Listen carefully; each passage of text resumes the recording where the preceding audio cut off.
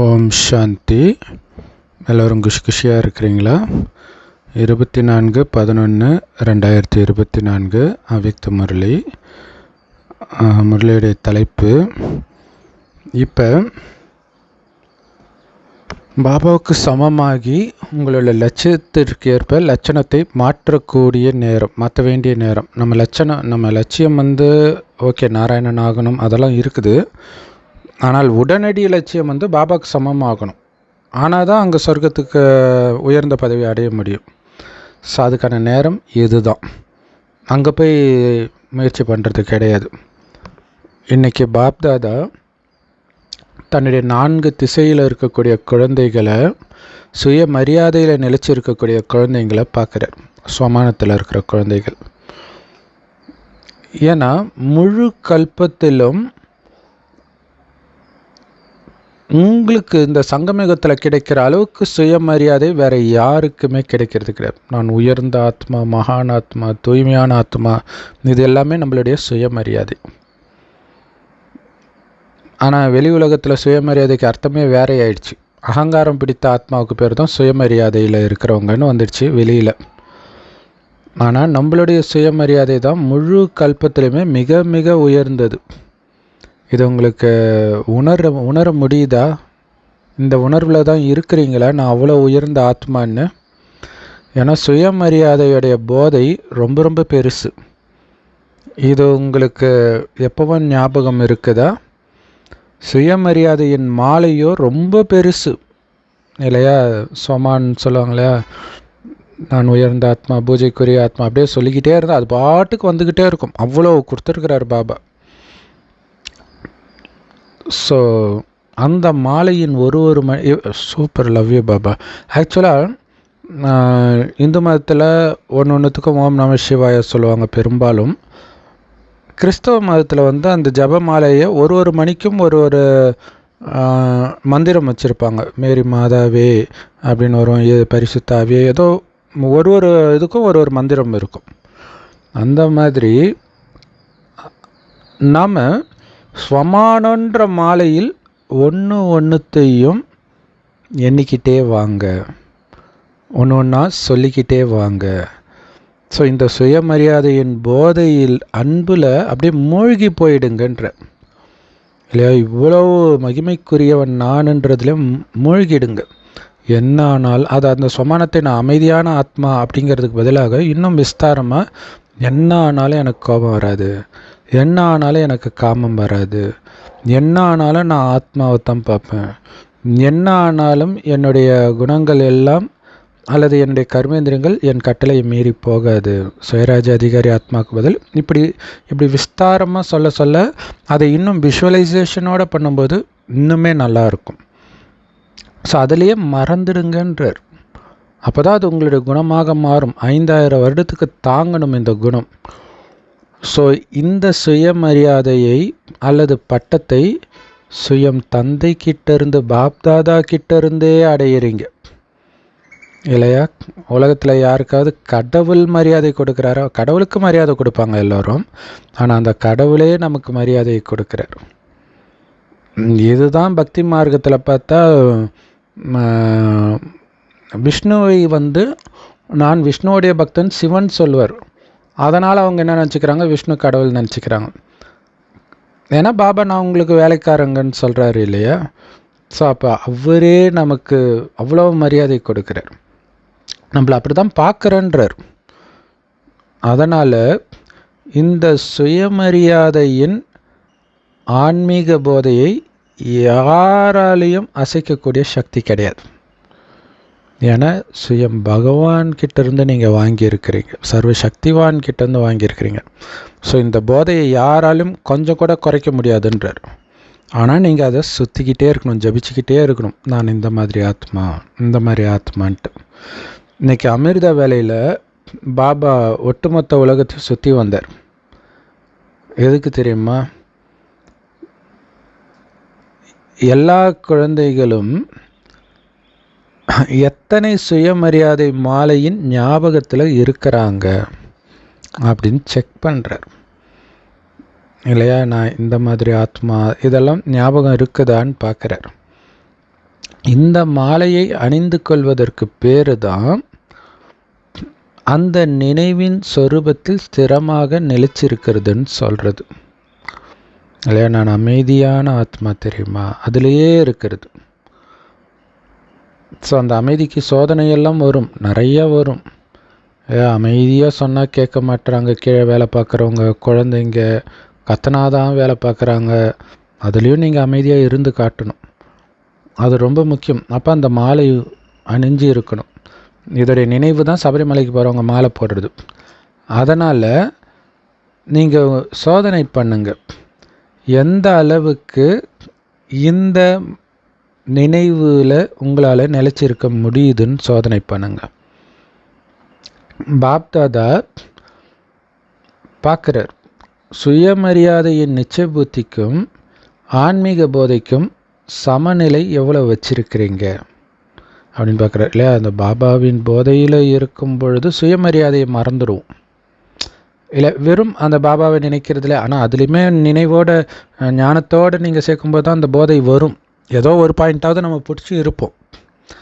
But இருந்தாலும் அந்த balance இருக்குதான்னு பார்க்குறாரு இல்லை. வெறும் நினைவில் சுயமரியாதை ஃபுல்லாக மறந்துடக்கூடாது. ஏன்னா கடைசியில் நீங்கள் நினைவு மட்டும்தான் இருக்கும், மற்றதெல்லாம் மறந்துடும். ஆனால் அதுக்குள்ளே இதெல்லாம் உங்களுக்கு குணமாக மாறிடும் கர்மாதீத்த நிலையில். ஆனால் இப்போ மாற்றணுமே. ஸோ அப்போ அதுவும் ஞாபகம் இருந்துக்கிட்டே இருக்கணும். ஸோ நிச்சய புத்தி இருக்கிறதுக்கு பேர் தான் ஞானம் நிரம்பிய ஆத்மா.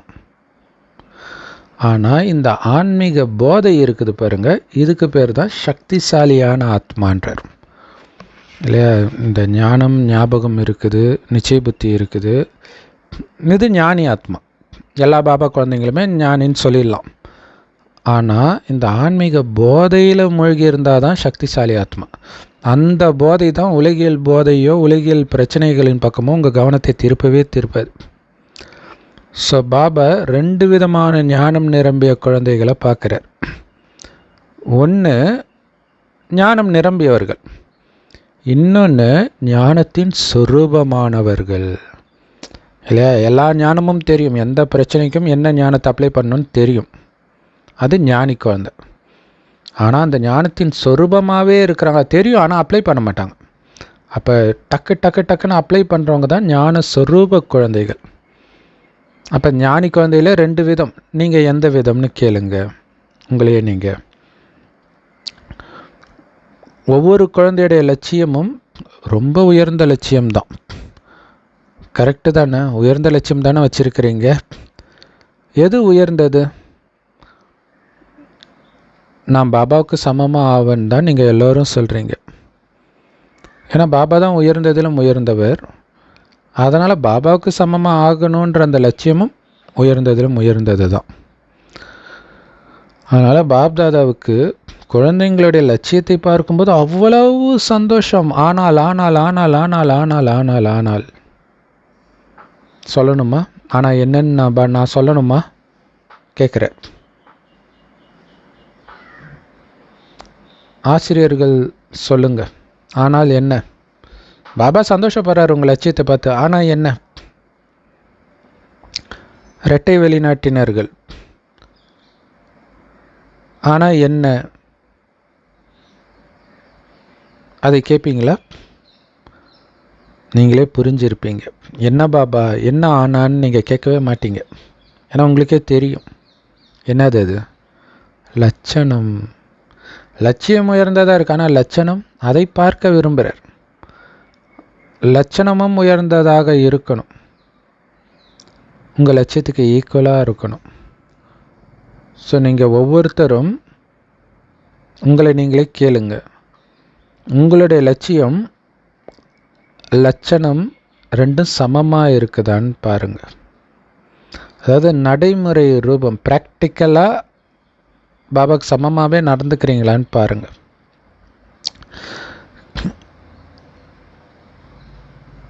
ஏன்னா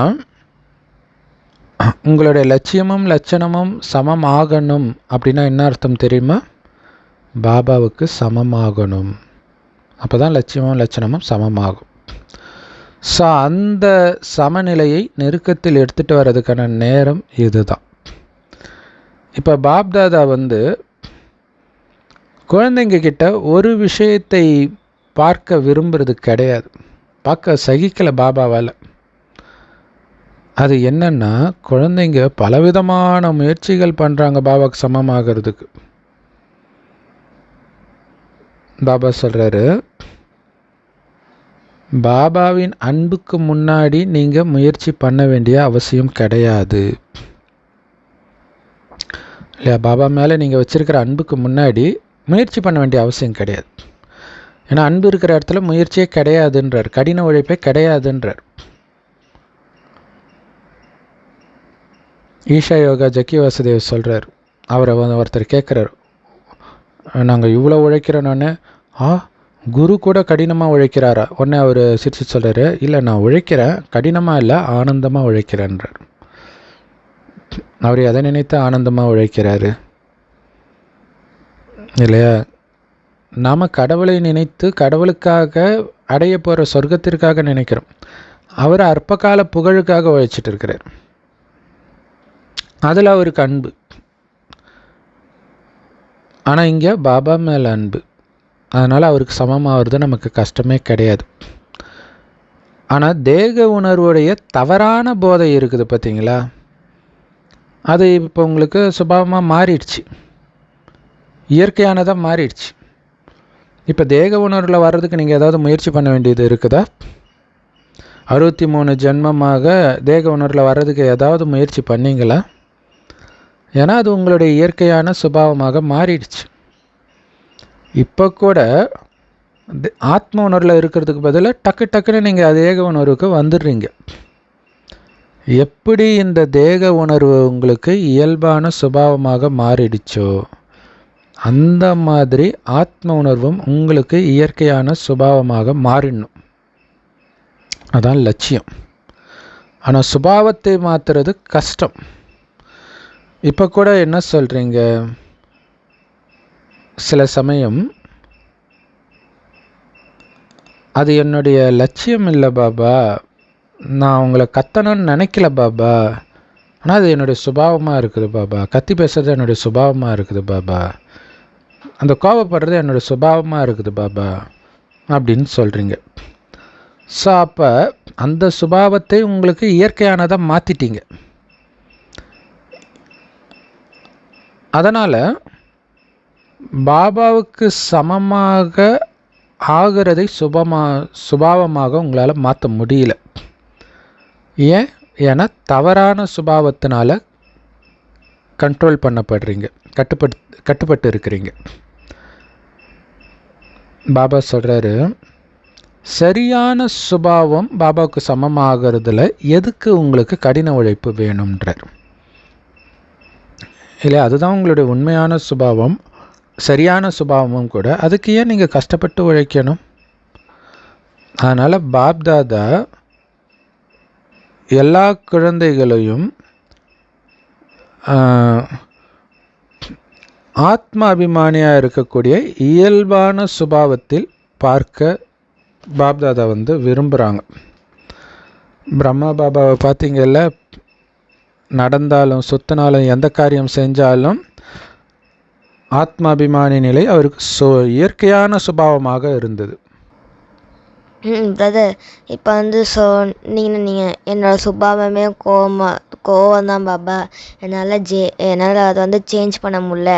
ஆனால் அந்த உடம்போட சுபாவம் தானே கோவம். ஆனால் உண்மையிலேயே ஆத்மாவோட சுபாவம் என்னது? அமைதி தானே.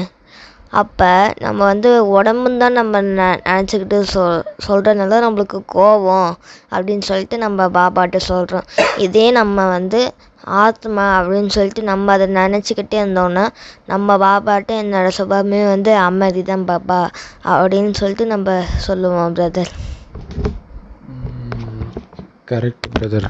ஆக்சுவலாக பாபா அதை தான் சொல்ல வராரு, அப்படி தான் நினைக்கிறேன். ஏன்னா இப்போ ஆத்மாபிமான நிலையை பற்றி தான் பேசுகிறார். பிரம்மா பாபா இயல்பாகவே ஆத்ம உணர்வில் தான் இருந்தார். அப்போ ஆத்ம உணர்வில் இருந்தாலே தானாகவே ஆத்மாவுடைய சுபாவம் வந்துடும், அன்பு, அமைதி, ஆனந்தம் இதெல்லாம். ஸோ பிரம்மா பாபாவுடைய குழந்தை தானே நீங்கள், அவரால் முடிஞ்சவங்களால் முடியாதா? எப்போ பார்த்தாலும் அவர் ஆத்ம உணர்விலே இருந்ததை நீங்கள் பார்த்தீங்களே, இயல்பான சுபாவமாகவே அவருக்கு ஆயிடுச்சு. பாப்தாதா ஒரு செய்தி கேட்குறாராம் இப்போல்லாம். அது என்னன்னா, தாதிங்க எல்லாம் ஒருவருக்கொருவர் அல்லது பாபா கிட்ட பேசிக்கிறாங்களாம். எப்படி பாபா ஃபரிஸ்தா நிலையாகிறது பாருங்கள். தாதிங்களுக்கே அந்த கவலை இருக்குது பாருங்கள். எப்படி ஃபரிஸ்தா நிலைக்கு வர்றது, எப்படி கர்மாதீத்த நிலை வர்றது? ஏன்னா அவங்களுக்கு தெரியுதுல, வயசு ஆயிடுச்சு, இன்னொரு தடவை பிறந்துடக்கூடாது. ஏன்னா மூத்த சகோதரியை பிறந்துட்டால் அது ஒரு அசிங்கமாயிடும். அதாவது கலியுகத்தில் பிறந்துடக்கூடாது. அப்போ கர்மாதீத்த நிலை அடையணும்ல. அப்போ பாபா கிட்ட கேட்டுக்கிட்டே இருக்கிறாங்களாம், உங்களுக்கு சமமாக எப்படி பாபா ஆகிறது, அதை என்னுடைய இயற்கையான சுபாவமாக எப்படி பாபா ஆக்குறது அப்படின்னு தான் தாதிங்க அடிக்கடி பாபா கிட்ட கேட்டுட்டு இருக்கிறாங்களாம். பாபா சொல்கிறாரு, அது உங்களுடைய இயற்கையான சுபாவமாக மாறட்டும் இல்லையா? அப்போ அது பயிற்சி தான். அங்கேயே அதுக்கு தான் அந்த அடிக்கடி 2 வாரமாகவே அவ்யக்த முறையில் பாபா சொன்னதுன்னா, நிராகார நிலைக்கும் ஆக்கார நிலைக்கும் மாற்றி மாற்றி வாங்கன்றார். ஃபரிஸ்தா வாங்க, இல்லை பரந்தாமத்தில் ஒளிப்புள்ளியாக இருங்க, ரெண்டுத்துலையும் கலந்து இருங்க. அப்படின்னாலே என்ன அர்த்தம்? இந்த உடம்பை விட்டாச்சு, அடுத்து 2 விஷயத்தை தான் நம்ம பார்த்துட்ருக்குறோம்.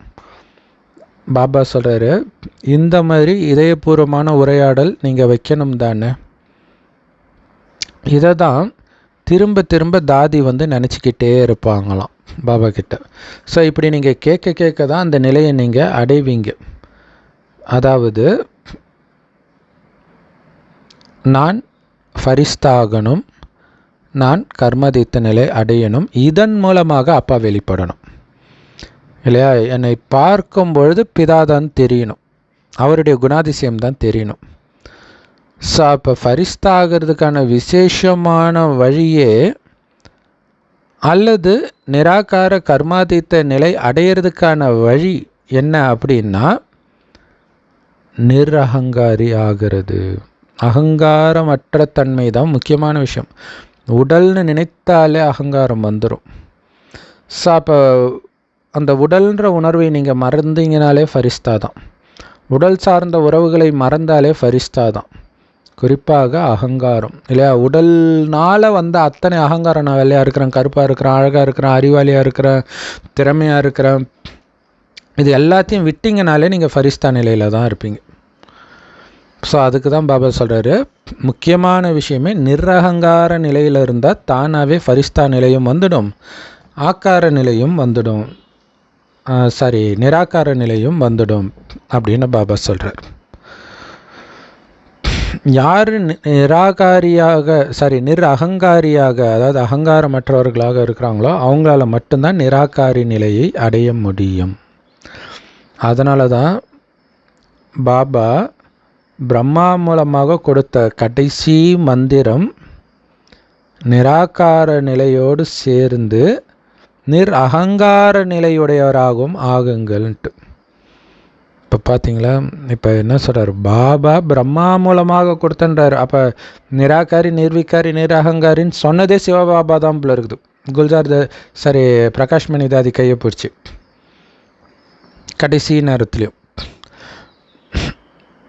ஸோ அதனால் நிராகாரியாக இருப்பதன் கூடவே அகங்காரியாக இருக்க வேண்டியது ரொம்ப ரொம்ப முக்கியம். ஏன்னா ரெண்டும் ஒன்றோட ஒன்று ஒத்து வரும் இல்லை? அகங்காரம் வந்துடுச்சுனாலே டக்குன்னு உடல் உணர்வுக்கு வந்துட்டீங்கன்னு அர்த்தம். அப்போ அகங்காரம் இல்லாமல் இருக்கக்கூடிய ஆத்மா நான் அப்படிங்கிறது மைண்டில் இருந்துக்கிட்டே இருக்கணும். ஸோ இது நிர்மலம் அப்படின்னு சொல்லுவாங்க இல்லையா? அதில் குறிப்பாக அகங்காரமற்ற தன்மைன்னு அர்த்தம். நிர்மலான்னு பேர் கூட வைக்கிறாங்க இல்லையா? ஸோ தேகத்தின் அகங்காரம் அல்லது தேக உணர்வு அப்படிங்கிறது உங்களுடைய உடலிலும் மற்றவர்களுடைய உடலிலும் சிக்கி இருக்கிறது மட்டும் கிடையாது. இதுதான் தேக அகங்காரம் அப்படின்னு கிடையாது. ஏன்னா தேகத்தின் அகங்காரமும் இருக்குது, தேக அபிமானத்தின் அகங்காரமும் இருக்குது. உங்களுடைய உடலை பற்றிய உணர்வும் பிறருடைய உடலை பற்றிய உணர்வும் அதன் மீது இருக்கக்கூடிய பற்றும் விடுவதில் பெரும்பான்மையானவர்கள் பாஸ் ஆகிட்டீங்கன்ற இல்லையா. உடல் மேலே இருக்கக்கூடிய பற்று, உடல் உணர்வையும் விட்டுட்டீங்க, மற்றவர்களையும் ஆத்மான் பார்க்கறதுலையும் ஜெயிச்சிட்டீங்கன்றார். அதனால் மற்றவர்கள் மேலே, அந்த உடல் மேலே இருக்கிற பற்றை வெல்வதிலும் நீங்கள் ஜெயிச்சிட்டீங்க பெரும்பான்மையானவர்கள். யார் முயற்சி செய்கிறதுல ஆழமான அன்பு வச்சுருக்கிறாங்களோ, யார் உண்மையான முயற்சியாளர்களாக இருக்கிறாங்களோ அவங்க இந்த ஸ்தூலமான விஷயத்தெல்லாம் கடந்துட்டாங்க இல்லையா. ஸ்தூலமான உடலை பார்க்குறது இதெல்லாம் கடந்துட்டாங்க. அந்த பற்று, ஸ்தூலமான விஷயத்தில் வைக்கிற பற்றை கடந்துட்டாங்க. ஆனாலும் சூக்ஷ்ம ரூபத்தில் நிறைய தேக அகங்காரம் இருக்குது. ஸோ உங்களுக்குள்ள அந்த லிஸ்ட்டை தயார் பண்ணுங்க. ஏன்னா இதெல்லாம் நான் இன்றைக்கி உங்களுக்கு சொல்ல போகிறது கிடையாது. ஏன்னா இன்றைக்கி இவ்வளவு சிக்னல் கொடுத்தது போதும். ஏன்னா நீங்கள் எல்லாம் புத்திசாலிகள், உங்களுக்கே தெரியும் தானே. ஸோ உங்ககிட்ட லிஸ்ட்டு கேட்டால் ரொம்ப புத்திசாலித்தனமாக அதையெல்லாம் நீங்கள் சொல்ல ஆரம்பிச்சிடுவீங்க எல்லாத்தையுமே. அதனால் பாபா ஒரு சிம்பிளான ஈஸியான முயற்சி பண்ணுறதுக்கான வழியை மட்டும் சொல்கிறார். அது என்ன அப்படின்னா, நிரந்தரமாக ஞாபகம் வச்சுக்கோங்க, உங்களுடைய எண்ணம், சொல், செயல், உறவு தொடர்பு இதில் எல்லாம் அந்த 3 வார்த்தையின் மகா மந்திரம் எப்போவுமே வெளிப்பட்ட ரூபத்தில் இருக்கட்டும். என்னது அது? நிராகாரி, நிர்விகாரி, நிரகங்காரி.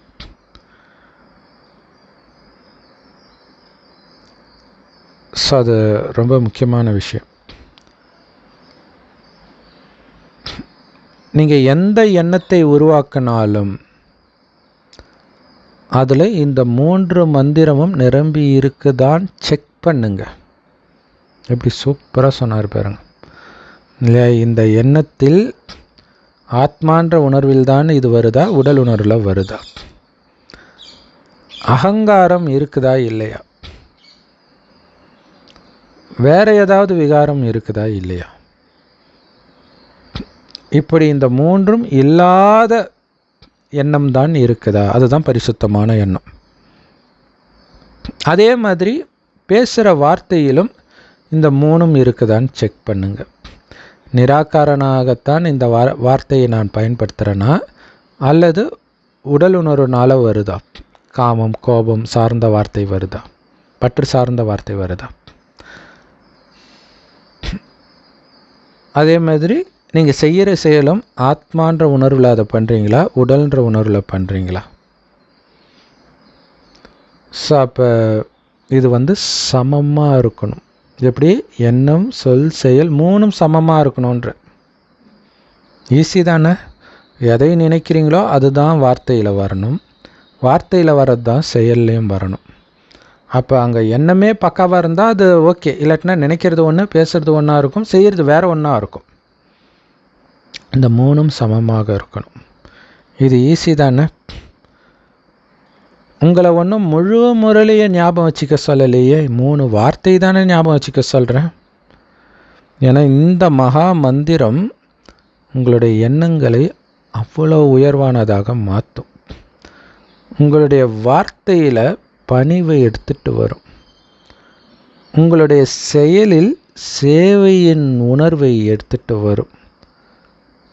அது நிரந்தரமாக சுபபாவனையின் உள்ளுணர்வையும் உறவுகளில் உயர்ந்த உணர்வையும், உறவு தொடர்புகளில் சுபபாவனை மற்றும் சுப விருப்பத்தையும் எடுத்துகிட்டு வரும்.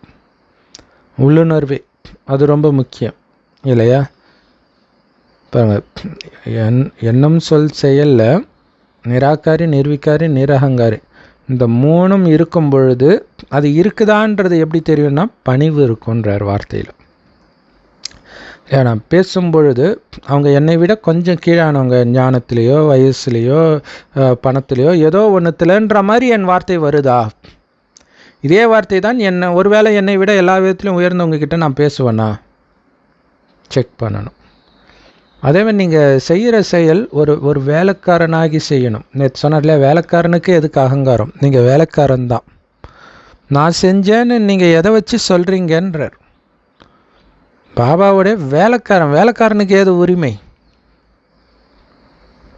ஸோ இப்படி இருந்தால், வெறும் சேவை செய்யக்கூடிய கருவி நான்ற அந்த பணிவு இருந்தால், தானாகவே எல்லோரும் நல்லா இருக்கணுன்ற சுபபாவனை சுப விருப்பம்தான் இருக்கும். யோசிச்சு பாருங்களா, இந்த ஒரே ஒரு ஜென்மம் நீங்கள் எல்லாருக்கும் கீழ்ப்படிந்த வேலைக்காரனாக இருக்கிறது. ஆனால் ஸ்ரீமத் படி இதன் மூலமாக தான் முழு கல்பத்திலையும் உங்களுக்கு வேலைக்காரர்கள் வரப்போகிறாங்க. இதை புரிஞ்சுக்கணும். இப்போ அடிபணிகிறதே பலரை அடிபணிய வைக்கிறதுக்கு முழு கல்பத்திலும். இப்போ ஆடினீங்கன்னா அப்புறம் அங்கே போய் பணிஞ்சு கிடக்க வேண்டியது தான். ஸோ இதுதான் சீக்ரெட்டு. அதை தான் அங்கே பைபிள் குரான் எல்லாத்துலேயுமே சொல்லப்படுறது. பாபா கூட சொன்னார் இல்லையா, இங்கே ஏழையாக இருக்கிறவன் அங்கே பணக்காரன் ஆகிடுவான். இங்கே ஏன்னா ஏழையாக இருக்கிறவனுக்கு தானாகவே பணிவு இருக்கும், பணக்காரனுக்கு தானாகவே அகங்காரம், அந்த பணத்தின் போதை இருக்கும். பாபாவை நினைக்க முடியாது, அவங்களால மாட்டிக்குவாங்க. அதனால் ஏழை குழந்தைங்க பயங்கர பதவி அடைவாங்க. ஏன்னா குணத்தில் அடித்து தூக்கி அடைச்சிட்டு போயிடுவாங்க. மற்றவங்க ஞானத்தை சொல்லலாம், எல்லாம் சொல்லலாம், பட் அந்த குணம்னு ஒன்று இருக்குது இல்லையா, உண்மையிலே அவங்களுக்கு பணிவு இருக்கும் இயல்பாகவே. ஸோ ரொம்ப எச்சரிக்கையாக இருக்கணும். பாப்தாதா சேவையின் செய்திகளை கேட்குறார். நீங்கள் சேவையில் விதவிதமான கோர்ஸ் கொடுக்குறீங்க, ஆனால் இன்னும் ஒரு கோர்ஸ் மட்டும் நீங்கள் கொடுக்காமல் இருக்கிறீங்க. அது என்ன தெரியுமா? சக்தியின் கோர்ஸ். அதாவது அவர்களுக்கு தேவையான சக்தியை அந்த ஆத்மாவில் நிரப்ப வேண்டியது பண்ணாமல் இருக்கிறீங்க. சேவை கொடுக்குறீங்க. அதாவது சொல்லுவாங்க இல்லையா, பசிக்கிறவனுக்கு முதல்ல சாப்பாடு போடு, ஞானம்லாம் அப்படி அப்புறம்னுவாங்க. இங்கே நமக்கு சாப்பாடு போடுறது கூட பெரிய விஷயம் கிடையாது இல்லையா, அது நமக்கு சொல்லலை. அந்த நிலைமையிலும் இப்போ யாரும் கிடையாது. ஆனால் இதை கேட்கறதுக்கான சக்தியை நீங்கள் நிரப்பணும். அப்படியே ஒரு அன்பாக குழந்தைய தட்டி கொடுத்து சாப்பிட மாட்டேன்னு அடம் பிடிக்கிற குழந்தைய அம்மா வந்து அங்கே நிலாவை பாரு, இதை பாரு, அதை பாருன்னு சொல்லி ஊட்டி விடுறாங்கல்ல, அந்த தாய் அன்போட அதற்கான சக்தியை நீங்கள் நிரப்பணும். தெரியுது அந்த ஆத்மாவுக்கு சக்தி இல்லைன்னு தெரியுது. அப்போ அந்த சக்தியை நிரப்பிக்கிட்டே இருக்க அது கேட்க ஆரம்பிக்கும். அதை தான் நீங்கள் இன்னும் பண்ணலை. மற்றபடி வார்த்தையினால் சொல்கிறதெல்லாம் நீங்கள் சொல்கிறீங்க, ஆனால் சக்தியை நிரப்பிக்கிட்டே சொன்னாதான் அது முழு சேவை. அன்பை உணர வைத்தால்தான் அது முழு சேவை. அதனால் வார்த்தையினால் கோர்ஸ் கொடுக்கறதன் கூடவே சக்தியை நிரப்பக்கூடிய கோர்ஸும் இணைந்து இருக்கட்டும். இதன் மூலமாக இது நல்லா இருக்குதுன்னு மட்டும் அவங்க சொல்ல மாட்டாங்க, எனக்கே நல்லா இருக்குது, அதாவது தானே நல்லவர்களாக மாறிடுவாங்கன்ற. எப்படி? ஓகே, அந்த ஞானம் நல்லா இருக்குது அப்படி சொல்கிறத பதிலாக இங்கேருந்து போனாலே அந்த கோயிலுக்கெல்லாம் போனால் வருமே வைப்ரேஷன், அதை விட பயங்கரமாக அவங்க ஃபீல் பண்ணணும். அவர்களே சக்திசாலியாக மாறணும். அவங்க சொல்லணும், இன்றைக்கி ஏதோ சக்தி வந்த மாதிரி இருக்குதுப்பா அப்படின்னு ஃபீல் பண்ணணும், அப்படின்னு அவங்களே சொல்லணுமா. ஸோ இந்த சக்தியை ஒரு துளி அவங்க அனுபவம் பண்ணால் கூட அதுவே அந்த ஆத்மாக்களுக்கு பெரிய விஷயன்றார். ஏன்னா கலியுகத்தில் அது இல்லை. அதனால் பாபா சொல்கிறாரு, கோர்ஸ் கொடுங்க இல்லையா. இப்போ சிவானி தீதிக்கு பூ கொடுப்பாங்க, ஆனால் அவங்க பூவில் கவனம் வைக்க மாட்டாங்க, அவங்க புருவ மத்தியில் கவனம் வச்சு அந்த சக்தியை தான் கொடுப்பாங்க. அதுதான் மெயின் இல்லையா. ஸோ எல்லா சென்டர்லையுமே அது நடக்கிறது தான் இல்லையா. போக் கொடுக்கும்போதும் புருவ மத்தியை பார்த்து கொடுப்பாங்க, ஆனால் எப்போவுமே உங்களுடைய கவனம் அங்கே இருக்குதா. ஸோ அதனால் பாபா சொல்கிறாரு, கோர்ஸ் கொடுங்க, ஆனால் அதுக்கு முன்னாடி இந்த கோர்ஸை உங்களுக்கு கொடுங்க, பிறகு மற்றவர்களுக்கு சொல்லுங்கன்ற. இதே இந்த நிராகார நிலை, நிர்விகாரி, இப்படி நான் இருக்கிறேன்னா, சக்தி நிரம்பிய நிலையில் இருக்கிறேன்னா, அந்த சக்தி நிரம்பிய நிலையில் இருந்து மற்றவர்களுக்கு வாயால் ஞானத்தை கொடுங்க, சக்தியும் கொடுங்க. ஸோ இதுதான் தயார் பண்ணுறது. இதோடைய நினைவு தான் பக்தி மார்க்கத்தில் வண்டி எடுக்கும்போது எந்த காரியம் செய்யும்போதும் சில விஷயங்கள் பண்ணுவாங்க இல்லையா. கடவுளை வணங்குவாங்க, எலுமிச்சம்பழம் கட் பண்ணுவாங்க, விளக்கு ஏற்றுவாங்க. ஆனால் என்ன பண்ணுறதுன்னு அவங்களுக்கு தெரியல, ஸ்தூலமாக பண்ணுறாங்க. நாம் இங்கே ஆத்ம தீபத்தை ஏற்றுறோம், ஆன்மீக நறுமணத்தை பரவ செய்கிறோம். அந்த தெய்வீக குணத்தின் சொரூபமாகி இந்த காரியத்தை செய்கிறது அவங்க ஸ்தூல காரியத்துக்கு அதை பயன்படுத்துகிறாங்க. அதேமாதிரி தேங்காய் உடச்சி ஃபங்க்ஷனை தொடங்கி வைப்பாங்க. அதனால் நம்ம மண்டகணத்தை உடைக்கிறோம் மெயினாக இல்லையா. அகங்காரம் இருக்கக்கூடாது, அதுதான் ரொம்ப முக்கியமானது. அவங்க உங்களுக்கு பெரிய டெஸ்ட் பேப்பராக மாறலாம், அந்த நேரம் உங்களுடைய அகங்காரம் வந்து டேய் உனக்கு என்னடா தெரியுன்ற மாதிரி வந்துடக்கூடாது, ரொம்ப ஜாக்கிரதையாக இருக்கணும். ஸோ பாபா எதை விரும்புகிறாருன்னு கேட்டிங்களா? ஸோ உங்களுடைய லட்சணத்தை உங்கள் லட்சியத்துக்கு சமமாக மாற்றுங்க. உங்கள் ஒவ்வொருத்தருடைய லட்சியத்தை பார்த்தும் பாபாவுக்கு ரொம்ப ரொம்ப ரொம்ப ரொம்ப சந்தோஷம். ஆனால் இப்போ லட்சியத்தையும் லட்சணத்தையும் சமமாக்குங்க. அப்போ தானாகவே பாபாவுக்கு சமமாக ஆகிடுவீங்க. பாப்தாதா குழந்தைகளை எப்போவுமே தன்னை விட உயர்ந்தவராகத்தான் பார்க்கிறார். சமமாக கூட பார்க்கல, தன்னை விட உயர்ந்தவர்களாக பார்க்கிறார். அப்படி அவர் பார்க்கறது தான் நம்மளை அப்படியே மாற்றுதுன்றதை புரிஞ்சுக்கணும். இப்போ நாமளும் அந்த மாதிரி தான், யாராக இருந்தாலும் லௌகிக உறவுகளாக இருக்கட்டும் அலௌகிக உறவுகளாக இருக்கட்டும், நம்மை விட உயர்ந்தவர்களாக பார்த்தாலே உங்களுக்கு பணிவு வந்துடும். எவ்வளோ சூப்பரான லைன் இல்லையா? தன்னை விட உங்களை உயர்ந்தவராக பார்க்குறார், கருதுறார். அதனால் குழந்தைகளை எப்போவுமே அவர் எப்படி தெரியுமா சொல்லுவார், என்னுடைய தலையின் கிரீடம் என் குழந்தைகள்னுவார். தலைக்கும் மேலே என் குழந்தைகள்னு சொல்கிறார். ஸோ அதுதான் பக்தி மார்க்கத்தில் சிவன் விஷ்ணுவை பார்த்து நான் அவருடைய பக்தன், அவருடைய பரம பக்தன் சொல்கிறதெல்லாம் இதோடைய நினைவு தான். ஏன்னா தலைக்கும் மேலே வைக்கப்படுறது தான் கிரீடம் இல்லையா. அப்போ ஆசிரியர்களே, நீங்கள் அப்பாவுடைய தலையின் கிரீடம் தானே. ஆசிரியர்களை பார்த்து பாபா பேசுகிறாரு. பாருங்கள், நிறைய ஆசிரியர்கள் வந்திருக்கிறீங்க. ஸோ இந்த ஒரு குரூப்லேயே இத்தனை ஆசிரியர்கள் இருக்கிறீங்க அப்படின்னா ஒவ்வொரு குரூப்லேயும் எத்தனை ஆசிரியர்கள் இருப்பாங்கன்னு யோசிச்சு பாருங்கள். ஸோ பாப்தா டீச்சர்களுக்கு ஒரு எண்ணம் வந்தது, பாப்தாதாவுடைய ஒரு ஆசையை நிறைவேற்றணுன்ற எண்ணம். ஆனால் அதை நீங்கள் நிறைவேற்றலை, பாபா முன்னாடி அதை எடுத்துகிட்டு வரல. அது என்ன தெரியுமா? முதல்ல பாப்தாதா உங்களுடைய அதாவது வாரிசு மாலையை உருவாக்க சொன்னார். சாதாரண மாலை இல்லை, வாரிசு மாலை, வாரிசுகளின் மாலை. வாரிசுகளின் மாலைனா உங்களுக்கு சமமானவர்கள், அப்போ தான் அங்கே உங்களுக்கு வாரிசாக வருவாங்க. ரெண்டாவது, உங்களுடைய உறவு தொடர்பில் வருபவர்களை மைக்காக ஆக்கணும்னு சொல்லியிருந்தார், அவருடைய ஆசை இல்லையா. வாரிசு மாலையை எடுத்துகிட்டு வாங்க, உங்கள் உறவு தொடர்பில் வரவங்களெல்லாம் மைக்காக்குங்கன்ட்டு. நீங்கள் சொற்பொழிவு நடத்தாதீங்க, உங்கள் சார்பாக அவர்கள் மைக்காகி சொற்பொழிவை நடத்தட்டும், அப்படி சொல்கிறார் பாபா. ஸோ அந்த மாதிரி ஒரு மீடியாவை உருவாக்குங்க, ஒரு குழுவை உருவாக்குங்க இல்லையா. ஒரு மீடியா, ரேடியோ, டிவி இதெல்லாம் என்ன பண்ணும், சத்தத்தை உருவாக்கும்.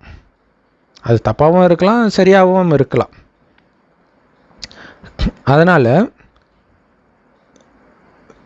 ஒரு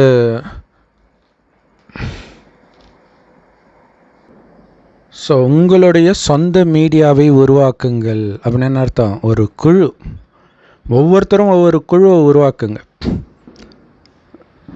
மீடியா என்ன பண்ணும், இப்போ இருக்கிற மீடியாவில் தப்பான விஷயமும் பேசுவாங்க, ரைட்டான விஷயமும் பேசுவாங்க.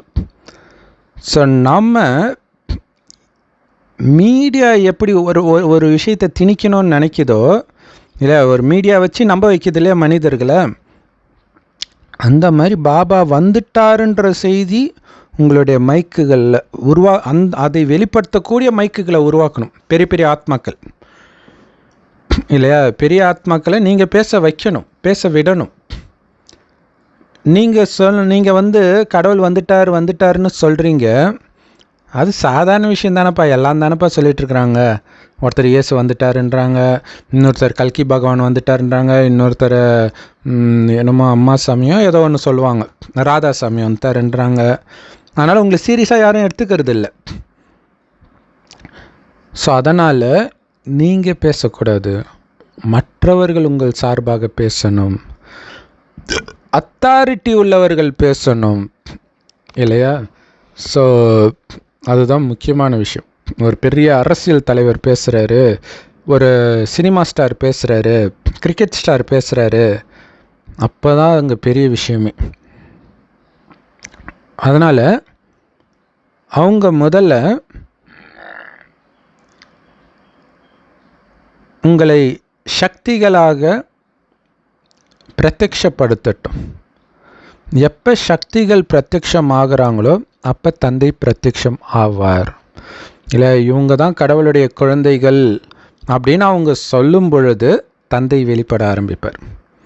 அதனால் அவர்களை மீடியாவாக்குங்க, பிறகு பாருங்க. அதை பண்ணிட்டீங்களா, உருவாக்கிட்டீங்களா? ஸோ மாலையை கூட விட்டுருங்க இல்லையா, மாலையை உருவாக்க சொன்னார் இல்லையா, 108 அந்த மாதிரிலாம், அதை கூட விட்டுருங்க. பிரேஸ்லெட்டாவது உருவாக்குனீங்களான்றார். மாலை பெருசு, பிரேஸ்லெட்டு கைக்குள்ளே போடுறது, அதில் என்ன ஒரு 4-5 மணி தான் வரும், அதையாவது உருவாக்குனீங்களா? யார் அந்த மாதிரி உருவாக்கியிருக்கிறீங்க? கொஞ்சம் பேரையாவது கையை உயர்த்துங்க. ஸோ பாபா பார்ப்பார் நீங்கள் யாரெல்லாம் உருவாக்கி இருக்கிறீங்கன்ட்டு. சரி, தைரியம் வச்சுருக்கிறீங்க. ஸோ பாருங்களா, ரெகுலராக மதுபனுக்கு போகிறாங்க, ஆனால் சேவை மட்டும் பண்ணுறதில்ல. சேவை பண்ணால் மதுபனுக்கு அழைச்சிட்டு போக மாட்டாங்கன்னு ஒரு ரீசன். அங்கே மதுபன்லேயே பாபா சேவை செய்கிறத தான் சொல்லி அனுப்புகிறாரு. அதை அவங்க கேட்குறது இல்லை, பார்க்குறத லட்சியமாக வச்சுருக்கிறாங்க தவிர அவர் சொல்கிறத செய்கிறத லட்சியமாக வைக்கிறது கிடையாது.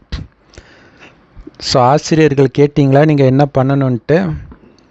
சிவராத்திரி அப்போ வாரிசு தரமுள்ளவர்களை உருவாக்குங்க, மைக்கை உருவாக்குங்க.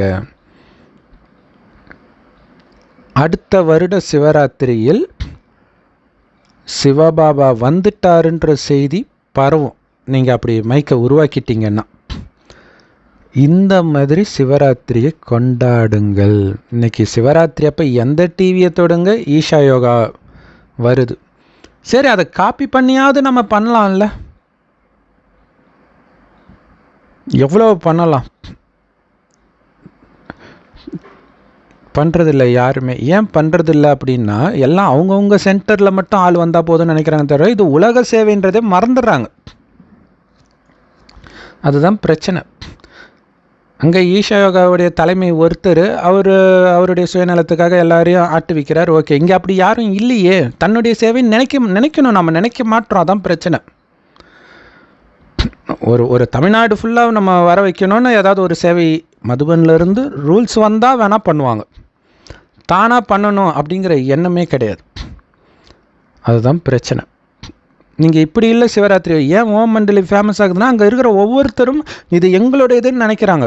எங்கள் இடத்துக்கு எடுத்துகிட்டு வாங்கன்னு நினைக்கிறாங்க. அவங்க எங்களுடைய இடம் மட்டும் அப்படின்னு அவங்க நினைக்கல.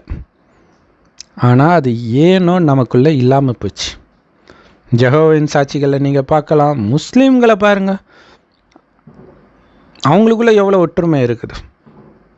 அந்த ஒற்றுமை இல்லாததுனால தான் நம்மளால் அந்த மாதிரி சிவராத்திரி கொண்டாட முடியல, இவ்வளோ பெரிய இயக்கமாக இருந்தும்.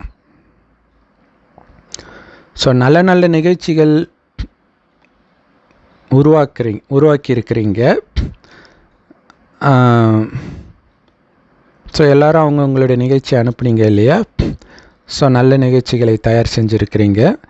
ஒவ்வொரு நிகழ்ச்சியிலும் ஏதாவது கொஞ்சம் மைக்கு உருவாகணும், வாரிசு தயாராகணும். அந்த முயற்சி பண்ணுங்க. நீங்கள் சொற்பொழிவாற்றுறீங்க, அவங்க கேட்டுட்டு போயிடுறாங்க. அந்த மாதிரி இருக்கக்கூடாது. 66 வருஷம் ஆயிடுச்சு. அப்போ 66 வருஷம் கழித்து வந்த முரளி. ஸோ சேவை செய்கிறதோடைய 50வது விழாவும் கொண்டாடிட்டீங்க. இப்போ டைமண்ட் ஜூப்ளி கொண்டாடுங்க, வைர விழா கொண்டாடுங்க சிவராத்திரி அப்போ. இந்த 2 விதமான ஆத்மாக்களை நீங்கள் உருவாக்கணும், வாரிசு குழந்தைகள், மைக்கு குழந்தைகள். பிறகு பாருங்க முரசு ஒலிக்குதா இல்லையான்ட்டு. நீங்கள் முரசு கொட்ட தேவையில்லை, நீங்கள் தேவதைகள், நீங்கள் காட்சி காட்டுவீங்க. ஆனால் முரசு கொட்டவர்களை நீங்கள் உருவாக்கிடுங்க. அவங்க சிவசக்திகள் வந்துட்டாங்க அப்படின்னு நடைமுறையில் அந்த மகிமை பாட்டை பாடணும். எப்படி சொல்கிறார் பாருங்க, காட்சி காட்டுறதுக்கு நீங்கள் தயாராகிடணும். சக்தி ரூபத்தில் பேச விடுறது மற்றவர்களை பேச விடுங்கன்றார். எவ்வளோ சூப்பரான விஷயம் இல்லையா? ஸோ சிவராத்திரி அப்போ என்ன பண்ணணும்னு கேட்டிங்களா? ஏன்னா ஆக்சுவலாக மைக்கை பேச விடாததுனாலே அவங்க விட்டுட்டு போகிறவங்களும் இருக்கிறாங்க. அவங்கள முன்னாடி வச்சாதானே அவங்களுக்கு வரணும்னு தோணும். நிறைய விஷயங்கள் இருக்குது. ஸோ அந்த மாதிரி ஒரு ஊரில் ஒரு நடிகர் என்னை பேசவே விடல, நான் பேசினா எத்தனை பேர் பார்ப்பாங்க அப்படின்ட்டு ஒரு மனஸ்தாபத்தோடு போயிட்டார். ஸோ அதை பேச விடணும், அது ரொம்ப முக்கியம். அதனால் சொற்பொழிவு முடிஞ்ச உடனே எல்லாம் முடிஞ்சிடுச்சுன்னு நினச்சிடாதீங்க. பிறகு பாபா கிட்ட லெட்டர் எழுதுவீங்க, பாபா 5 லட்சம் பேர் வந்தாங்க பாபா, நான் அத்தனை பேர் முன்னாடி பேசினேன் பாபா, அத்தனை பேருக்கு நான் செய்தி கொடுத்தேன் பாபா அப்படின்னு எழுதுறீங்க. ஆனால் எத்தனை வாரிசு குழந்தைங்க உருவானாங்கன்ற செய்தியை கொடுங்க, எத்தனை மைக்குகள் வெளிப்பட்டாங்கன்ற செய்தியை கொடுங்க. இது வரைக்கும் நீங்கள் என்ன பண்ணீங்களோ, என்ன தெரியுமா பண்ணீங்க? நிலத்தை மட்டும் தயார் பண்ணீங்க, செய்தியை கொடுத்தீங்க. அதுவும் நல்லது தான். பாபா எப்பவுமே குழந்தைங்கள என்ன சேவை பண்ணியிருக்கீங்கன்னு சொல்ல மாட்டார். ஆனால் அதுக்கு அர்த்தம் அதுதான். இல்லை இது வரைக்கும் பண்ணது ஓகே, எல்லாம் நல்லது தான், நீங்கள் பண்ண சேவை வேஸ்ட்டாக போகலை, சக்திசாலியாக இருந்திருக்குது, பிரஜைகள் உருவாகிட்டாங்க, ராஜ பரம்பரை கூட உருவாகிட்டாங்க. ஆனால் ராஜாராணி உருவாகணுமா இல்லையா? எப்படி சொல்கிறாரு பாருங்க, பிரஜைகளை உருவாக்கிட்டீங்க, ராஜா குடும்பத்தில் பிறக்கிறவங்கள கூட உருவாக்கிட்டீங்க, ஆனால் ராஜாராணி உருவாகலையே, சிம்மாசனத்தில் உட்காரக்கூடியவர்களை உருவாக்கலையே. அவங்களுடைய சித்தப்பா மாமா இந்த மாதிரி விஷயத்தெல்லாம் உருவாக்கிட்டீங்க, பட் சிம்மாசனத்தில் உட்கார்றவர்களை இன்னும் உருவாக்கலையே. அவர்களும் வேணும் தானே? ஸோ அங்கே இருக்கக்கூடிய சபையில் சொர்க்கத்தில் ராஜாராணி கூடவே ராஜாவுக்கு சமமானவர்களும் இருப்பாங்க. ஸோ அந்த ராஜ சபையை உருவாக்குங்க, அந்த அழகான ராஜ சபையை உருவாக்குங்க, அதில் வரக்கூடியவர்களை உருவாக்குங்க. சிவராத்திரிக்கு என்ன பண்ணணும் அப்படின்னு கேட்டிங்களா? பாண்டவர்களை கேட்டிங்களா? கையை உயர்த்துங்கள். நீங்கள் கேட்டுட்டு தானே இருந்தீங்க.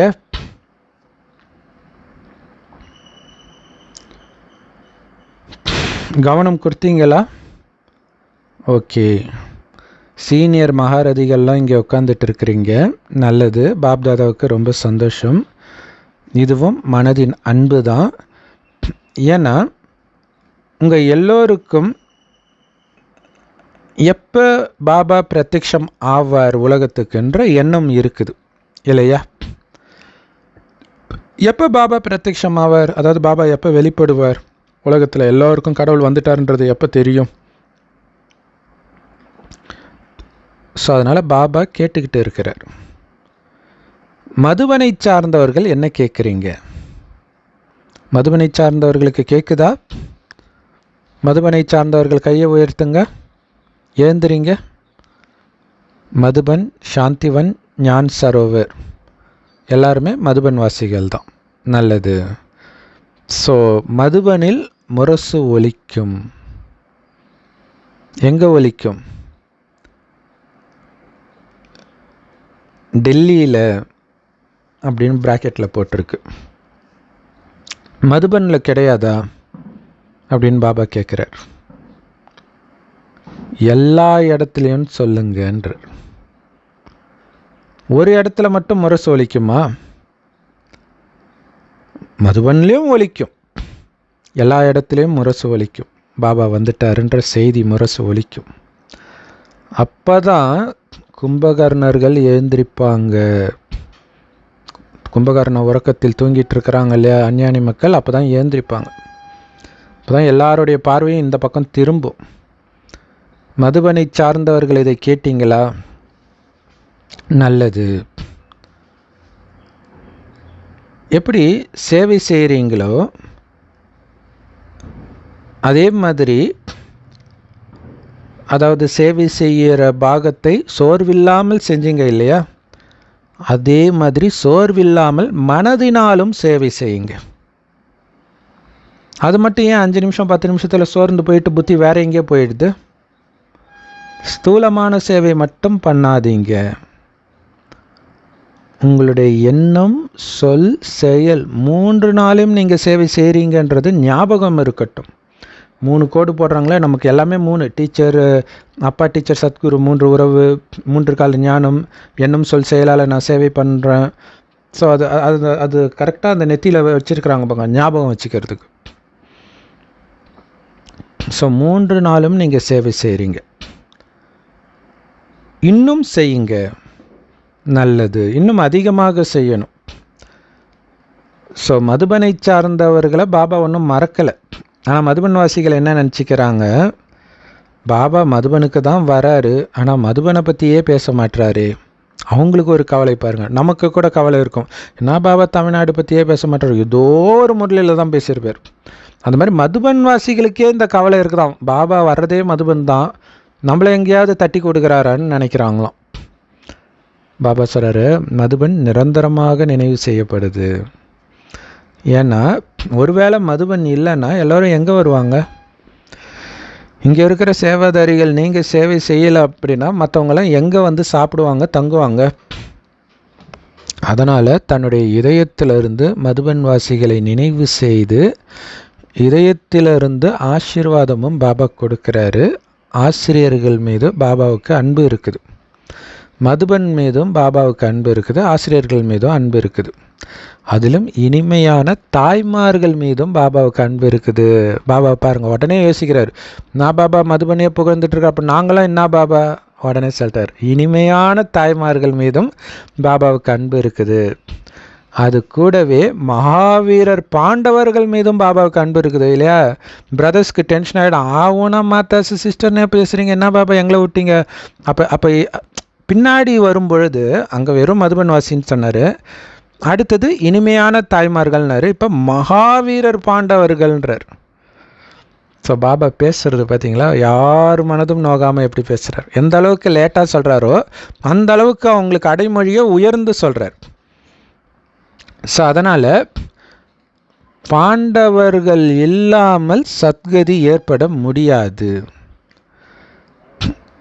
சதுர்புஜ விஷ்ணுவுக்கு தானே அதிக மகிமை, ஆனால் தானே காட்டுறாங்க. ஆனால் விஷ்ணு உண்மையிலே லக்ஷ்மி நாராயணன் இணைந்த ரூபம், பாண்டவர் சக்திகளுடைய இணைந்த ரூபம்தான் விஷ்ணு. ஸோ 2 பேருமே தேவை சேவையில் வெற்றி அடைகிறதுக்கு. மதுபனின் பாண்டவர்களுக்கு இந்த போதை இருக்குது தானே. ஸோ வெற்றி உங்களுக்கு போதை இருக்குது, வெற்றியின் போதை இருக்குது, வேறு எந்த போதையும் கிடையாது தானே. இல்லை, சேவையில் வெற்றி, சுய புருஷார்த்தத்தின் வெற்றி பாபா வெளிப்படுத்தணும். இதை தவிர வேறு எந்த போதையும் இல்லை தானே. ஏன்னா வேறு இருந்துச்சுன்னா இங்கே உங்களுக்கு போதை வராது. ஸோ இது பாபா சிக்னல் கொடுக்குறார். அப்படி யாராவது அங்கே அப்படி அறகுறையாக இருந்தாங்கன்னா, ஏதாவது விகாரம் இந்த மாதிரி காரியத்தில் இருந்தாங்கன்னா இல்லையா, மனசளவுலையாவது இருக்கும் இல்லையா. ஸோ பாபா அதாவது நான் உங்கள் மேலே அவ்வளோ நம்பிக்கை வச்சுருக்கிறேன்றதையும் சொல்கிறாரு, என்ன நடக்குதுன்னு எனக்கு தெரியுன்றதையும் சைகை காட்டுறார். நீங்கள் நல்ல குழந்தைங்க. பாண்டவ பவனை சார்ந்த பாண்டவர்கள் இல்லை அப்படின்னா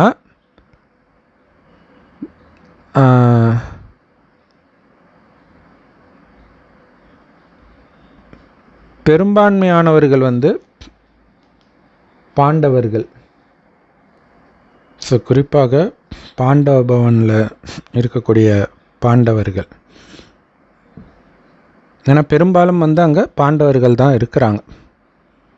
அவங்க இல்லை அப்படின்னா உங்கள் யாருக்குமே மதுபனில் ஆனந்தமாக இருக்க முடியாது இல்லையா? நீங்கள் தங்குறதுக்கான வசதி பண்ணி கொடுக்குறாங்க, சாப்பிட்றது, அங்கே ஆனந்தமாக இருக்கக்கூடிய எல்லா வேலையும் அவங்க பண்ணிடுறாங்க. பண்ணி உங்களை ஒரு பறந்துக்கிட்டே இருக்கிற மாதிரி எதை பற்றியும் கவலைப்படாத ஒரு நிலையில் வச்சுருக்கிறாங்க அவங்க. ஸோ அதனால் அமிர்த வேலையிலிருந்து பாப்தாதா மதுபன் வாசிகளை நினைவு செஞ்சுக்கிட்டு தான் இருக்கார். நீங்கள் இங்கே இருந்தாலும் சரி, மலைக்கு மேலே இருந்தாலும் சரி, மதுபன் வாசிகள் இங்கே சேவையில் இருந்தாலும் சரி, அமிர்த வேலையிலிருந்து எல்லா மதுபன் வாசிகளுக்கும் பாப்தாதா நினைவுகளை கொடுத்துக்கிட்டே தான் இருக்கிறேன். பாபா உங்களுக்கு ஒரு எக்ஸசைஸ் கொடுத்தாரு இல்லையா, ஆன்மீக பயிற்சி. அதை எத்தனை தடவை நீங்கள் பண்ணுறீங்க? அதை பண்ணுறதுக்கு எவ்வளோ நேரம் எடுத்துக்கிறீங்க? இல்லை 2 வாரமாக சொன்னார், இன்றைக்கி 3வது வாரமாகவும் சொல்கிறார். அது என்னது? நிராகாரர், அடுத்தது ஃபரிஸ்தா. டக்குன்னு வெறும் ஆத்மாவாக இருக்கணும், அப்படியே ஃபரிஸ்தாவாகணும். இது ஒரு விதத்தில் பார்த்திங்கன்னா பாப்பு தாதா ஃபரிஸ்தாவாக இருக்கார், பாபா நிராகாரராக இருக்கார். 2 பேரும் இணைஞ்சு இருக்கிறாங்க இல்லையா? ஸோ பிரம்மா பாபா ஃபரிஸ்தா, சிவபாபா நிராகாரராக இருக்கார். ஸோ அதுதான் அவங்க 2 பேருக்கு சமமாக இருக்கிறது. ஒரு வினாடியில் நிராகாரியாக இருங்க, அடுத்த வினாடியே ஆக்காரியாக இருங்க அப்படின்னு பாபா சொல்கிறார். ஸோ இது ரொம்ப ரொம்ப முக்கியமான பயிற்சி இல்லையா? ஒன்று நீங்கள் நிராகாரராக இருக்கணும், இல்லை ஃபரிஸ்தாவாக இருக்கணும். இந்த 2 தான் நமக்கு அனுமதிக்கப்பட்டது. இந்த உடலே கிடையாது. செத்துட்டோன்னா உடம்பு இல்லை தானே அர்த்தம். ஒன்று ஃபரிஸ்தாவாக இருப்பீங்க, இல்லை மேலே பாபா கிட்டே போயிடுவீங்க, ஒளி உடலும் இல்லாமல் வெறும் ஆத்மாவாக. ஸோ இதைத்தான் நீங்கள் ஒரு வினாடியும் மாற்றி மாற்றி பண்ணணும்.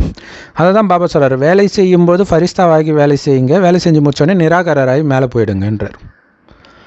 அப்போ இங்கே வேலை செய்யும்போதே மற்றவர்களுக்கு சக்தி கொடுத்துக்கிட்டே இருக்கணும். மற்றபடி தேகத்தின் எந்த உணர்வும் இருக்கக்கூடாது. ஏன்னா இந்த 2 பயிற்சியிலுமே தேக உணர்வு இருக்காது. ஃபரிஸ்தானாலும் இங்கே இருக்கிற எதுவும் எல்லாத்தையும் மறந்தால் தான் நீங்கள் சூக்ஷ்மவதனத்துக்கே போவீங்க. அங்கே போய் ஒளி உடலில் இருக்கிறேன்னு நினைக்கிறது கிடையாது, சூக்ஷ்மவதனத்தில் இருக்கிறான், அவ்வளோதான். ஸோ அப்போ தேக உணர்வில் இருந்து கட்டாயிடுறீங்க. அதனால் தேக உணர்விலிருந்து நீங்கள் விடுபடணும் அப்படின்னா காரியம் செஞ்சிட்டு இருக்கும் பொழுதே அல்லது கடமையை செஞ்சிட்டு இருக்கும்போது ஒரு வினாடியில் இந்த ஆன்மீக பயிற்சி பண்ணணும். டக்குன்னு பண்ணலாம் பாருங்கள். டக்குன்னு பரந்தாமத்தில் ஒளிப்புலியாக இருங்க.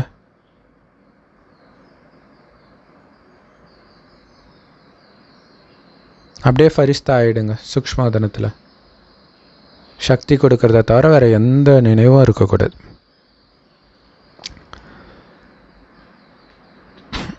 ஸோ இது உங்களுடைய நேச்சுரலான ப்ராக்டிஸாக இருக்கட்டும். இயல்பாகவே இது சுவாசிக்கிற மாதிரி இயல்பாகவே இந்த பயிற்சி இருக்கணும். ஒரு வினாடி நிராகாரர், அடுத்த வினாடியே ஃபரிஸ்தா. நல்லது. பாபா இந்த ட்ரில் பண்ண வச்சார். நிரந்தரமாக இப்படியே இருங்கள் இல்லையா? இது ரொம்ப முக்கியமான விஷயம்.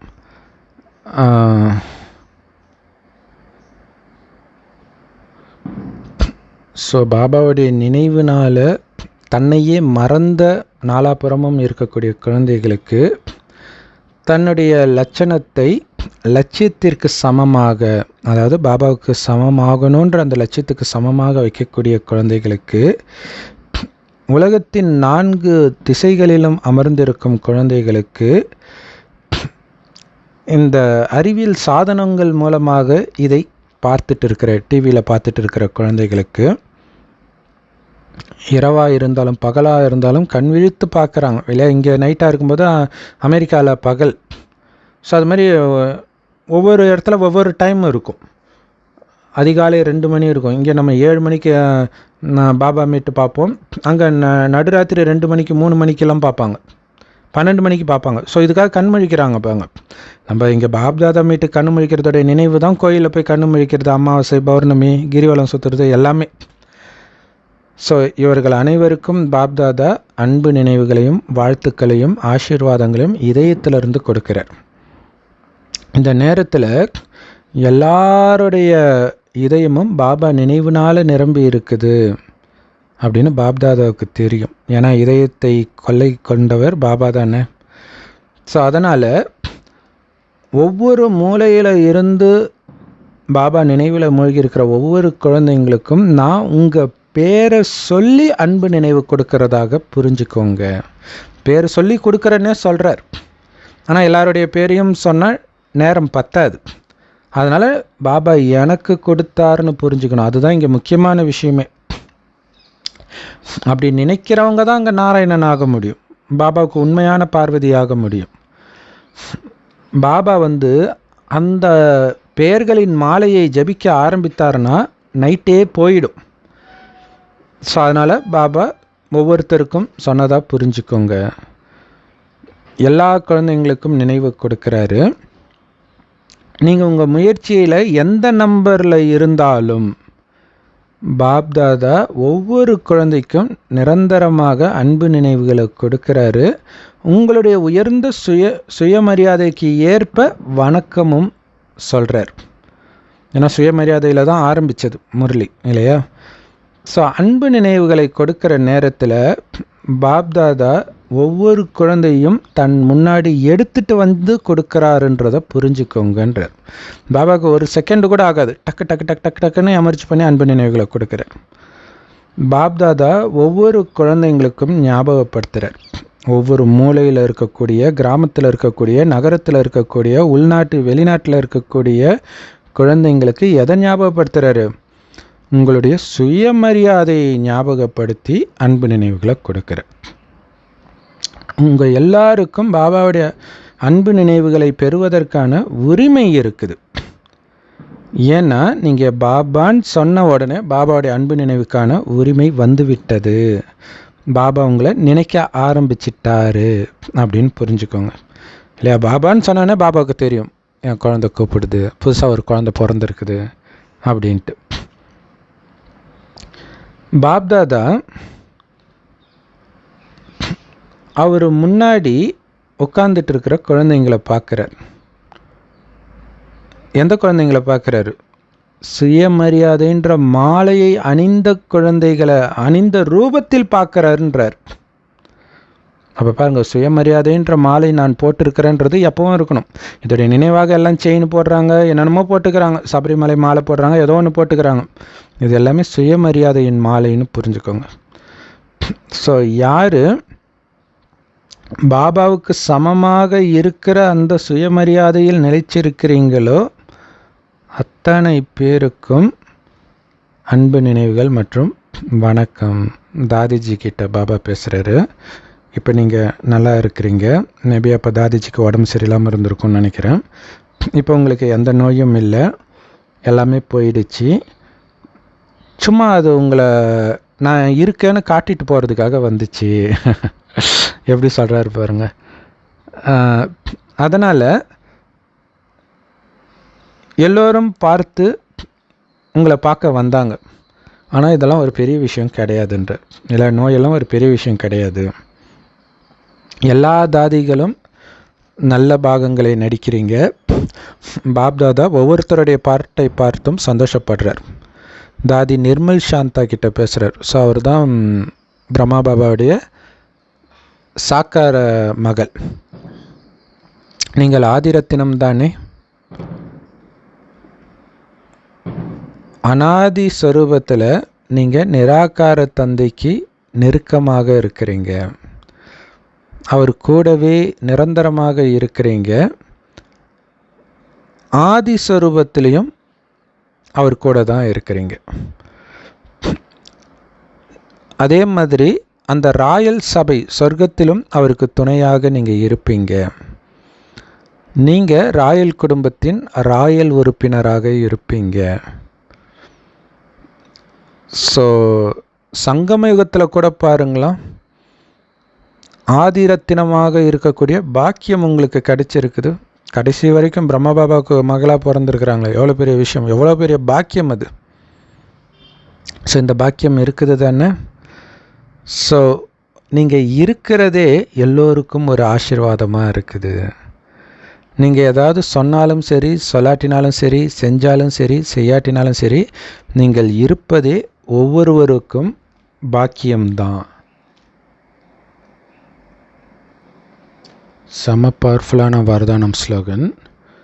பாபா சொல்கிறாரு, பாபாவுடைய துணையை அனுபவம் செய்வதன் மூலமாக நிரந்தரமாக லௌகீக உறவுகளிலிருந்தும் அலௌகீக உறவுகளிலிருந்தும் விடுபட்டு, நிரந்தரமாக விடுபட்டு இருக்கக்கூடிய பற்றை வென்றவர் ஆகுங்கள்.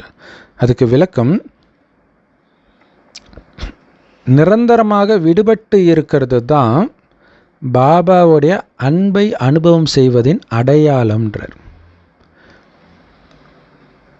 இல்லையா. பாபாவுடைய அன்பு உங்களுக்கு எப்போ அனுபவமாகும்? நிரந்தரமாக விடுபட்டு இருந்தால்தான் அனுபவமாகும். 2 பேரை ஒருத்தர் சமமாக லவ் பண்ண முடியாது இல்லையா. ஸோ அது மாதிரி பாபாவையும் வேறு எதையுமே உங்களால் சமமாக லவ் பண்ண முடியாது. அதனால தான் பைபிளில் எவன் ஒருவன் என்னை விட, அதாவது கடவுளை விட அதிகமாக தன் தாயையோ தகப்பனையோ கணவனையோ மனைவியோ குழந்தையோ அல்லது தன்னையோ பேர் புகழையோ அதிகம் நேசிக்கிறானோ, சொத்தையோ அதிகம் நேசிக்கிறானோ, அவன் பரலோக ராஜ்யத்தில் பிரவேசிப்பதில்லை என்று சத்தியமாக சொல்கிறேன்னு இருக்கும். இப்போ யோசிச்சு பாருங்கள். அப்போ பாபாவுடைய அன்பே எப்போ அனுபவமாகும்? எல்லாத்துலேருந்தும் விடுபடும்போது தான் அனுபவமாகும். ஸோ எந்த அளவுக்கு உங்களுக்கு அந்த அன்பு இருக்குதோ அந்த அளவுக்கு அவருடைய துணை உங்களுக்கு அனுபவமாகும். நீங்கள் விலகியே இருக்க மாட்டீங்க பாபாவை விட்டு. ஸோ பாபா கூடவே இருக்கும்போது தான் அந்த அன்பு அனுபவமாகும். பாபாவே உங்கள் கூட எப்போவுமே இருக்கிறாரு அப்படின்னா எதுக்கு சுமையை நீங்கள் சுமக்கிறீங்க? இல்லை ஒரு குழந்தை ஹாஸ்டல்லேருந்து வருது, ஒரு பெட்டி எடுத்துகிட்டு வருதுன்னா குழந்தைய தூக்கிட்டு வரும், அப்பா இந்த பண்ணி வச்சுப்பான்ட்டு ஜாலியாக நடந்து வரும். அந்த மாதிரி உங்கள் சுமையை பாபா கிட்ட கொடுத்துட்டு லைட்டாகிடுங்க, லேஸாகிடுங்க.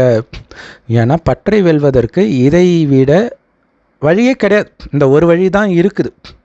ஸோ அதனால தான் பைபிள்லாம் பார்த்திங்கன்னா, அப்பா செய்கிற ஒரு நல்ல காரியத்துக்கு உன்னுடைய தலைமுறை 21 தலைமுறைக்கு நான் உன்னை பார்த்துக்கிறேன், அல்லது ஒரு குறிப்பிட்ட தலைமுறை வரைக்கும் அப்படின்னு இருக்கும். ஸோ அது எதுக்குன்னா இந்த கடைசி நேரத்துக்காக நான் பார்த்துக்கிறேன் உன் குடும்பத்தை. பாபா சொல்கிறார் இல்லையா, உன்னை பார்த்துக்கிற மாதிரி உன் குழந்தைய நான் பார்த்துக்கிறேன், நீ ஏன் கதறிட்டு இருக்கிறன்றார், ஏன் பயந்துட்டு இருக்கிற? எப்படியா இருந்தாலும் போக வேண்டிய நேரம் போய் தான் ஆகணும். ஸோ அப்போ பற்று இல்லாமல் போகணும். அதுக்கு என்ன பண்ணோம்? எல்லா சுமையும் பாபா உன்னை நம்பி, மனிதரை நம்பி ஒப்படைப்பாங்க, நீ தான்ப்பா பார்த்துக்கணுன்ட்டு. சொத்து இங்கே இருக்குது எல்லாம், அவன் என்ன பண்ணுவான்? எல்லாத்தையும் ஆட்டை போட்டு அந்த பொண்ணையோ பையனையோ நடுத்தேரில் விட்டுருவான். திரும்ப நிறைய இடங்கள் இது நடக்குது. கடவுளை நம்பாமல் மனிதர்களை நம்பி விடுறோம். ஆனால் முயற்சியின் விஷயத்தில் நிரந்தரன்ற வார்த்தையை அடிக்கோடிடுங்கள். அதுதான் முக்கியம். ஸ்ட்ரெஸ் பண்ணி சொல்கிறது அந்த நிரந்தரம். அதனால் லௌகீக உறவுகளிலும் அலௌகீக உறவுகளிலும் விடுபட்டு இருக்கிறது இல்லை, நிரந்தரமாக விடுபட்டு இருக்கிறது. ஏன்னா அடிக்கடி போய் புத்தி ஒட்டிக்குதுன்னா என்ன அர்த்தம்? அங்கே என்ன நடக்குதுன்னு நீங்கள் பார்க்குறதுனாலே புத்தி ஒட்டிக்கிச்சின்னு அர்த்தம். நீங்கள் பாபா தனி உலகத்தில் இருக்கிறீங்க. அப்படி இருக்கும்பொழுது தான் அவருடைய துணையை நிரந்தரமாக உங்களால் அனுபவம் பண்ண முடியும். அப்போ யார் வந்தாலும் உங்களுக்கு ஒன்றும் தெரியாது, போனாலும் ஒன்றும் தெரியாது. அந்த நிலையை நீங்கள் அடையணும். அதுக்கு பற்றை வெல்லணும். அதுக்கு பாபாவோடு மட்டும் இருக்கணும், எல்லாத்துலேருந்தும் விடுபட்டு இருக்கணும். ஸ்லோகன் பாபா சொல்கிறாரு, இந்த விகார பாம்புகளை பெட்டாக்கி மேலே படுத்துக்கோங்க. அப்படின்னு என்ன அர்த்தம்? அதை அடிமையாக்கிடுங்க. அதை பற்றியே கண்டுக்கலை. பாம்பு சுறு கம்முன்னுட்டு அது மேலே ஏறி படுத்துக்கிறீங்கன்னா என்ன அர்த்தம்? அதை ஒரு பெரிய விஷயமாகவே நீங்கள் நினைக்கலன்னு அர்த்தம். அப்போ தான் நீங்கள் சகஜ யோகி ஆக முடியும் இல்லையா. அது கோபத்தை தூண்டுது, இதை சுறுன்னு அப்படியே ஒரு விகாரமும் பார்த்திங்கன்னா பாம்பு சீர்ற மாதிரி தானே சீறிட்டு இருக்குது. தச்சிப்பாய் எட்டப்போ அப்படின்ட்டு நீங்கள் கம்முன்னு படுத்துக்கோங்க. அப்போ தான் நீங்கள் சகஜ யோகின்றார். அதை தான் அவர் அப்படியே ஜாலியாக படுத்துக்கிட்டார் விஷ்ணு. பாம்பு படுக்கையில் படுத்துட்டு இருக்கிற மாதிரியும் இருக்கும், உட்காந்துட்டு இருக்கிற மாதிரி இருக்கும், அம்மனும் அதே மாதிரி உட்காந்துட்டு இருக்கிற மாதிரி இருக்கும். ஸோ அதை அடிமையாக்குறது அதுதான் முக்கியம். கண்டுக்கலன்னு அலட்சியம்னு அந்த அர்த்தத்தில் வந்துடக்கூடாது. ஏன்னா இது ஒரே வார்த்தையை சரியாகவும் எடுத்துக்கலாம், தப்பாகவும் எடுத்துக்கலாம். அது பாபாவே சொல்லியிருக்கிறார் இல்லையா. ஸோ அதனால் அலர்ட்டாக இருக்கணும். அடிமையாக வச்சுருக்கணும். அதுதான் ரொம்ப முக்கியம். அதுக்கு நீங்கள் அடிமையாகிடக்கூடாது. செம்ம பவர்ஃபுல் முரளி. ஓம் சாந்தி. Love you Bap Dada. Thank you Bap Dada. குஷியாக இருங்க, குளிர்ச்சியாக இருங்க.